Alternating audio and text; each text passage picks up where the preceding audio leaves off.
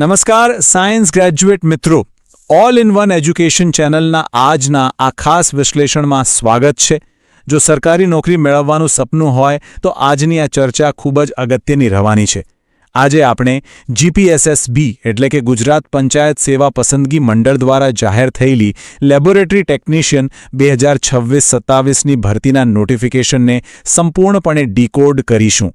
આ કોઈ સામાન્ય માહિતી નથી, પણ એક કમ્પ્લીટ રોડમેપ છે, જેથી ફોર્મ ભરવાથી લઈને પરીક્ષા આપવા સુધી કોઈ જ કન્ફ્યુઝન ન રહે. તો ચાલો ફટાફટ શરૂઆત કરીએ. સૌથી પહેલાં તો આ જાદુઈ આંકડા પર નજર કરીએ. 108 પદો. જી હા, વર્ગ 3ના લેબોરેટરી ટેકનિશિયન માટે પૂરી 108 સરકારી જગ્યાઓ ભરવાની છે. સાયન્સ ફિલ્ડના ગ્રેજ્યુએટ્સ માટે આ ખરેખર એક ગોલ્ડન ઓપોર્ચ્યુનિટી છે. એક સ્થિર અને પ્રતિષ્ઠિત સરકારી નોકરીની આ તક કોઈ પણ સંજોગોમાં હાથમાંથી જવી ન જોઈએ. તો ફટાફટ જોઈ લઈએ કે આજના વિશ્લેષણમાં આપણે કયા કયા મુદ્દાઓ કવર કરવાના છીએ. પહેલું, ખાલી જગ્યાઓ અને તારીખો. બીજું, લાયકાતના માપદંડો. ત્રીજું, અરજી માટેની ફી. ચોથું, પરીક્ષાની પદ્ધતિ અને સિલેબસ. અને છેલ્લે કેટલીક એવી પ્રો ટિપ્સ જે ફોર્મ રિજેક્ટ થવાથી બચાવશે. આ આખી પ્રોસેસને આપણે એકદમ સરળ ભાષામાં સમજીશું. તો ચાલો આપણા પહેલા અને સૌથી પાયાના વિભાગ તરફ આગળ વધીએ, જગ્યાઓ અને તારીખો. હવે જરા આ જિલ્લાવાર વહેંચણી પર નજર કરીએ. કુલ 108 જગ્યાઓ આખા ગુજરાતમાં કઈ રીતે વહેંચાય છે તે સમજવું બહુ જરૂરી છે. અહીં સ્પષ્ટ જોઈ શકાય છે કે દાહોદમાં સૌથી વધુ ડિમાન્ડ છે, ત્યાં 12 જગ્યાઓ છે, જ્યારે છોટાઉદેપુર અને આણંદમાં 8 જગ્યાઓ ફાળવવામાં આવી છે. આ માહિતી ફોર્મ ભરતી વખતે ખૂબ જ કામ લાગશે, કારણ કે આનાથી અંદાજો આવે છે કે ક્યાં સૌથી વધુ તક રહેલી છે. હવે વાત કરીએ ટાઈમલાઇનની. આ તારીખો તો મગજમાં ફિટ કરી જ લેવાની છે.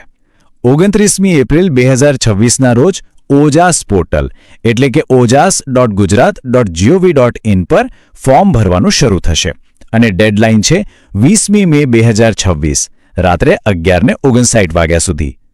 જો કોઈ કારણસર ઓનલાઈન ફી ભરવાની રહી જાય તો છેલ્લો ચાન્સ 25મી મે 2026 સુધીનો રહેશે, જ્યાં કચેરીએ જઈને ₹500 લેટ ફી સાથે કામ પતાવી શકાશે.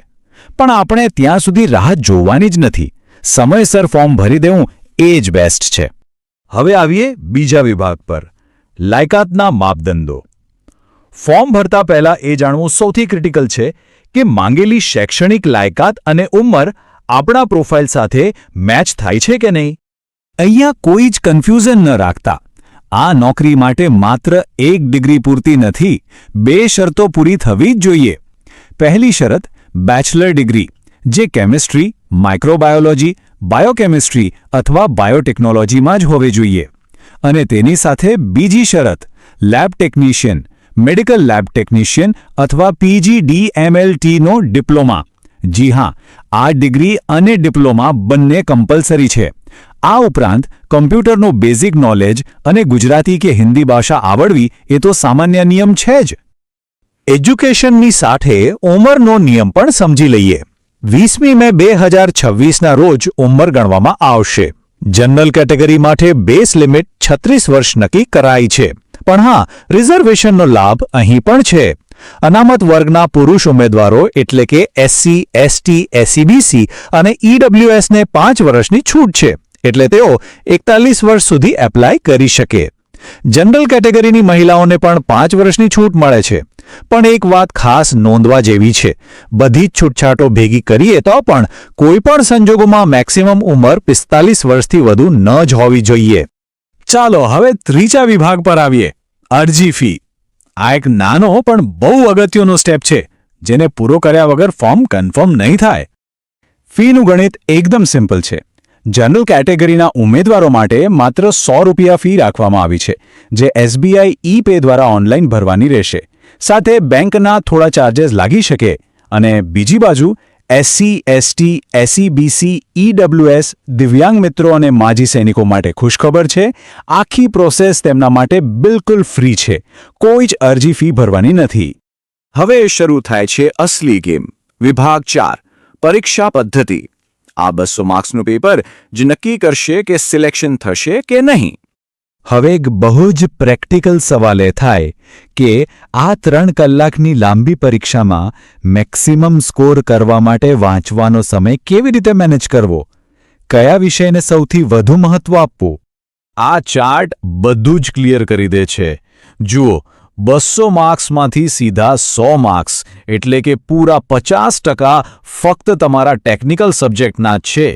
મતલબ કે તમારી ડિગ્રી અને ડિપ્લોમાનું નોલેજ અહીં સૌથી મોટો રોલ પ્લે કરશે. બાકીના 100 માર્ક્સમાં 35 માર્ક્સનું જનરલ નોલેજ, 25નું મેથ્સ અને રીઝનિંગ, 20 માર્ક્સનું ગુજરાતી વ્યાકરણ અને 20નું અંગ્રેજી વ્યાકરણ પૂછાશે. એટલે સૌથી મોટી ફોકસ એરિયા તમારી પોતાની ફિલ્ડ જ રહેવી જોઈએ. પણ એક સેકન્ડ, અહીં એક બહુ મોટી લાલ બત્તી છે. -0.25 નેગેટિવ માર્કિંગ. એટલે કે અહીં અઠ્ઠે-ઘટ્ટે જવાબ ટીક કરવા ભારે પડી શકે છે.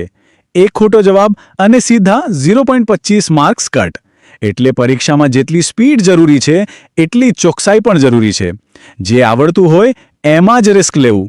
અને હવે પહોંચ્યા છીએ આપણા છેલ્લા અને 5મા વિભાગમાં, પ્રો ટિપ્સ. આ એવી નાની નાની બાબતો છે જે ફોર્મ રિજેક્ટ થતા બચાવી લેશે. આ 3 વસ્તુઓ એક ચેકલિસ્ટની જેમ ફિક્સ કરી લેજો. પહેલું, ઓનલાઈન ફોર્મમાં ફોટો અને સહી અપલોડ કરો ત્યારે તેની સાઇઝ 15 KB થી ઓછી અને ફોર્મેટ JPG જ હોવું જોઈએ, નહીતર એરર આવશે. બીજું, જે મોબાઈલ નંબર ફોર્મમાં આપો એ છેક રિઝલ્ટ આવે ત્યાં સુધી ચાલુ રાખજો, કારણ કે બધી જ અપડેટ્સ SMS થી જ આવશે. અને ત્રીજું, બહુ જ ઇમ્પોર્ટન્ટ, જે પાસપોર્ટ સાઇઝનો ફોટો અપલોડ કરો તેની 4-5 એક્સ્ટ્રા કોપી પ્રિન્ટ કરાવીને સાચવી રાખવી. એ જ ફોટો પરીક્ષામાં અને પછી ડોક્યુમેન્ટ વેરિફિકેશનમાં જોઈશે. આટલું ધ્યાન રાખશો તો હોલ ટિકિટ આરામથી ડાઉનલોડ થઈ જશે. તો આ હતું GPSSB લેબોરેટરી ટેકનિશિયન 2026-27 ભરતીનું કમ્પ્લીટ વિશ્લેષણ.